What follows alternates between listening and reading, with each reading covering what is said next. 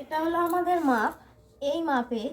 এই মাপটাতে আজকে আমি একটা ব্লাউজ, বোম্বে কাট ব্লাউজ কাটিং তোমাদের দেখাবো। তো দেখো এই মাপ। আমি শুরু করছি ভিডিওটা।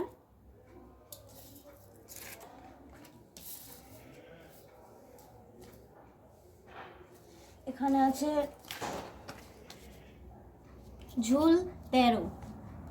তো তার সাথে আমি কাটিংয়ের সময় পিছন পার্ট কাটিং হচ্ছে, এটা পিছনের পার্ট, ব্লাউজের পিছনের পার্ট। তো সেখানে ঝুল যা আছে তার সাথে আমি 1 ইঞ্চি বেশি নেব।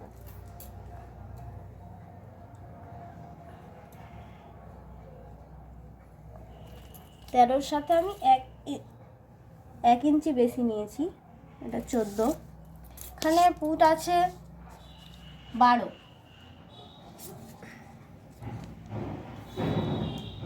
এটা আমি মেপে সমান করে নিলাম। এবার পুটের মাপ নেব 12। পুটের হাফ করে তার সাথে হাফ যোগ করতে হবে। তো 12 হাফ করলে 6 এবং 6.5 আমি নিলাম এখানে। আর এখান থেকে এই মাপটা 6 থাকবে, এখানেও 6 থাকবে। এবার আসবো, এটা প্রথমে দাগ কেটে নেব।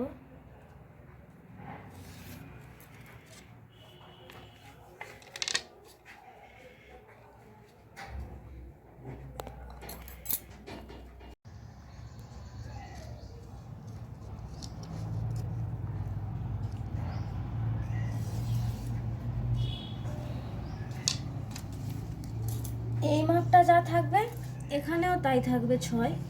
আর পুটের মাপটা এখানে যা থাকবে 6.5, সেটা এখানেও হবে 6.5।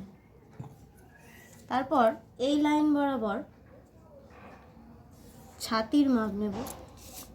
ছাতি এখানে আছে 34। ছাতির 1/4 মানে মাপ হচ্ছে 8.5 এবং তার সাথে 2 যোগ করব, 10.5। এটা হচ্ছে ছাতির লাইন। তারপর আসবে কোমর লাইন। এখানে কোমর আছে 28। ওই কোমরের 1/4 মানে কোমরের মাপটাকে 4 দিয়ে ভাগ করলে যা হবে 7 হবে এবং তার সাথে 2 যোগ করব মানে 9। এবার এই লাইনটা আর এই লাইনটা জুড়ে দেব, আর এই লাইনটা জুড়ে দেব। এবার এখানে আমাকে মহড়া মানে বগলের শেপ দিতে হবে। এইভাবে বগলের শেপ দিয়ে দিলাম। এবার গলা কাটিং হবে, পিছনের গলা।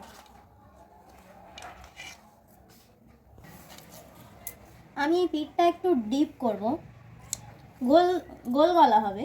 তো এটা 3.5 ইঞ্চি পিঠ রাখবো। 3.5 ইঞ্চির সঙ্গে হাফ 75 ইঞ্চি আমি এক্সট্রা নেব সেলাইয়ের জন্য। তো এটা হবে 4.25। আর ওপরের গলাটা কাটবো 3 ইঞ্চিতে। 3 ইঞ্চি গলা রেখে এটাকে শেপ দিয়ে নেব।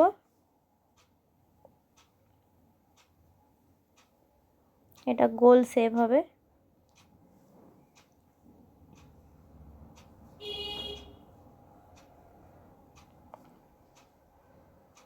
এবার এটাকে পিছন পার্ট রেডি হয়ে গেছে, এবার এটা কেটে নেওয়া হবে। তো এতক্ষণ আমি তোমাদেরকে ব্লাউজের পিছন পার্ট কিভাবে কাটতে হয় সেটি দেখালাম এবং নেক্সট পার্ট সামনের পার্ট কিভাবে কাটতে হয় সেটি দেখার জন্য পরের ভিডিওটি অবশ্যই দেখতে হবে এবং চ্যানেলটিকে অতি অবশ্যই সাবস্ক্রাইব করে দিতে হবে।